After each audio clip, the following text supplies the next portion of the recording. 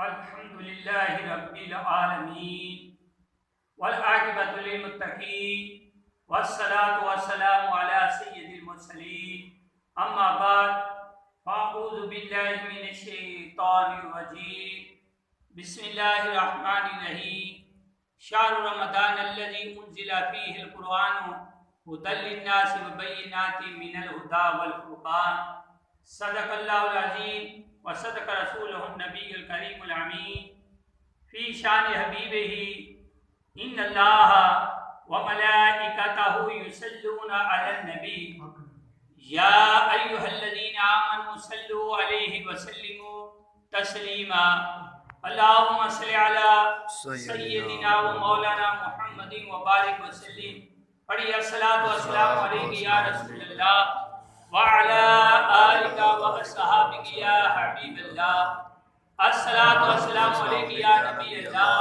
وعلى آلك وأصحابك يا رب الله. حضرات محترم،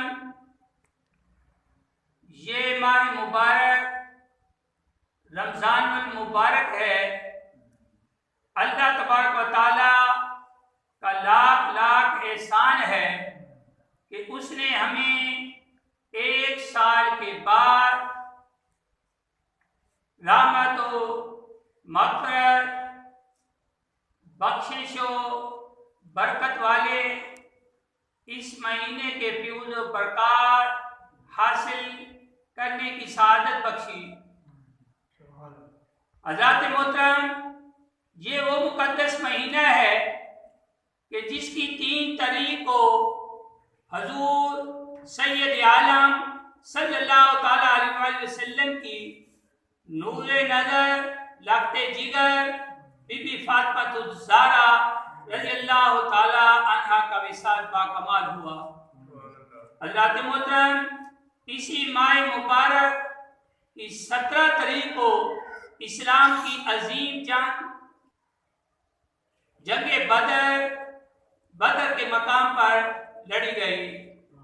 اسی ماہ مبارک میں حضور سید عالم صلی اللہ تعالیٰ علیہ وسلم کی غمگسار رفیق حیات ام المومنین حضرت سیدہ خدیجہ الکبریٰ رضی اللہ تعالیٰ عنہ کا وصال باکمال ہوا. اسی مقدس مہینے کی 17 تاریخ کو محبوب رب العالمین حضرت سیدہ عائشہ صدیقہ رضی اللہ تعالی عنہا کا وصال باکمال ہوا. اسی مبارک مہینے میں حضرت علی المرتضی شیر خدا رضی اللہ تعالیٰ عنہ منصب شہادت سے سرفراز ہوئے. اسی مبارک مہینے میں حضرت ابراہیم علیہ السلام کو صحیفے عطا کیے گئے. حضرت داؤد علیہ السلام کو زبور عطا کی گئی. حضرت موسیٰ کلیم اللہ کو توریت عطا کی گئی. حضرت عیسیٰ علیہ السلام کو انجیل عطا کی گئی. ہاں یہی وہ رحمت و برکت والا مہینہ ہے، یہی وہ عظمت والا مہینہ ہے کہ جس میں اللہ تعالیٰ نے اپنا آخری کلام قرآن مجید لوح محفوظ سے پہلے آسمان پر نازل فرمایا. ارشاد باری تعالیٰ ہے شہر رمضان الذی انزل فیہ القرآن ہدی للناس وبینات من الہدی والفرقان. رمضان کا وہ مہینہ ہے کہ جس میں قرآن پاک کا نزول ہوا، جس میں لوگوں کے لیے ہدایت، رہنمائی اور فیصلے کی روشن باتیں.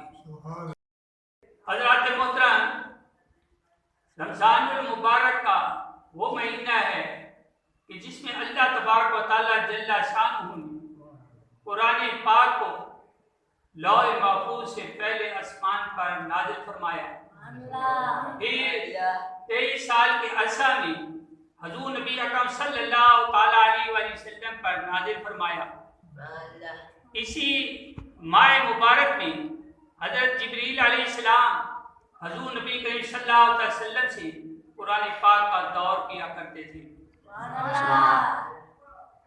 یہی وجہ ہے کہ بزرگان دین اور اولیاء کاملین کا یہ معمول رہا کہ وہ رمضان المبارک میں قرآن پاک کی تلاوت کثرت سے کیا کرتے تھے۔ امام اعظم حضرت امام ابو حنیفہ رضی اللہ تعالیٰ عنہ 61 مرتبہ قرآن پاک ختم کیا کرتے تھے۔ حضرت امام شافعی رحمۃ اللہ علیہ 60 مرتبہ قرآن پاک کا ختم کیا کرتے تھے۔ بخاری شریف کی حدیث ہے، حضرت ابو ہریرہ رضی اللہ تعالیٰ عنہ بیان کرتے ہیں کہ حضور نبی اکرم صلی اللہ علیہ وسلم نے ارشاد فرمایا، اذا دخل رمضان فتحت ابواب السماء، کہ جب رمضان کا مہینہ آتا ہے تو آسمان کے دروازے کھول دیے جاتے ہیں۔ سبحان اللہ۔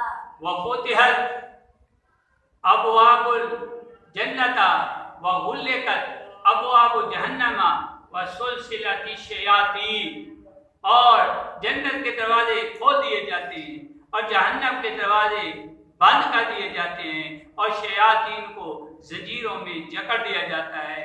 وفی روایت فتحت ابواب السماء، اور ایک روایت بھی ہے کہ رحمت کے دروازے کھول دیے جاتے ہیں۔